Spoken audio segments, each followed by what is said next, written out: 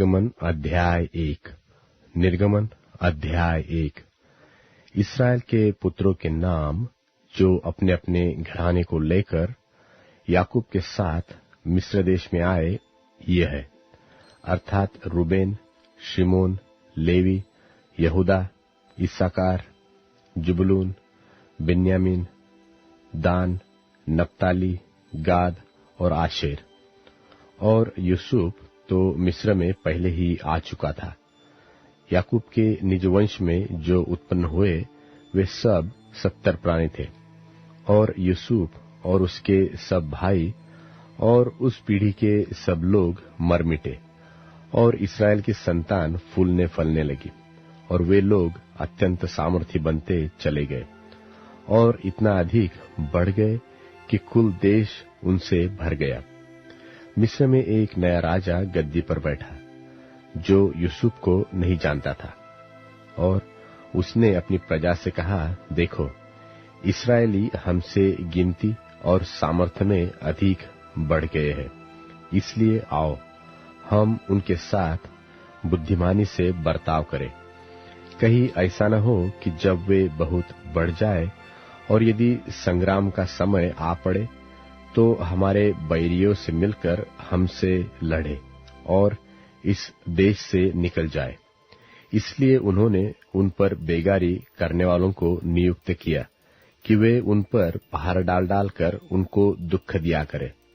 तब उन्होंने फिरौन के लिए पितोम और रामसेस नाम भंडार वाले नगरों को बनाया, पर जो वे उनको दुख देते गए, त्यों वे बढ़ते और फैलते चले गए।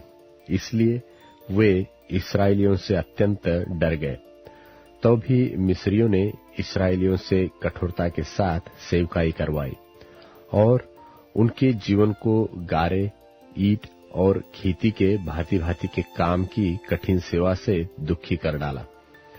जिस किसी काम में वे उनसे सेवा करवाते थे, उसमें वे कठोरता का व्यवहार करते थे। शिप्रा और पुआ नाम 2 इब्री भाइयों को मिस्र के राजा ने आज्ञा दी कि जब तुम इब्री स्त्रियों को बच्चा उत्पन्न होने के समय जन्मने के पत्थरों पर बैठी देखो, तब यदि बेटा हो तो उसे मार डालना, और बेटी हो तो जीवित रहने देना।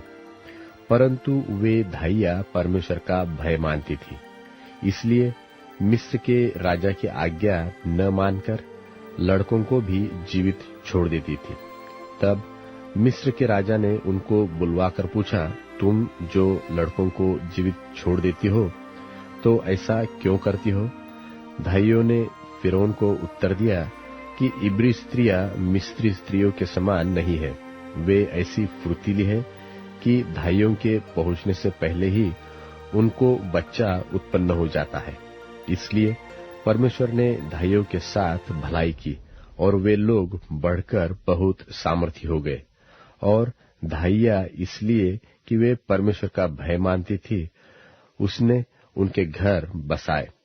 तब फिरौन ने अपनी सारी प्रजा के लोगों को आज्ञा दी कि इब्रियों के जितने बेटे उत्पन्न हो, उन सबों को तुम नील नदी में डाल देना और सब बेटियों को जीवित रख छोड़ना। परमेश्वर इस वचन के पढ़े और सुने जाने के द्वारा आप सभी को आशीष दे।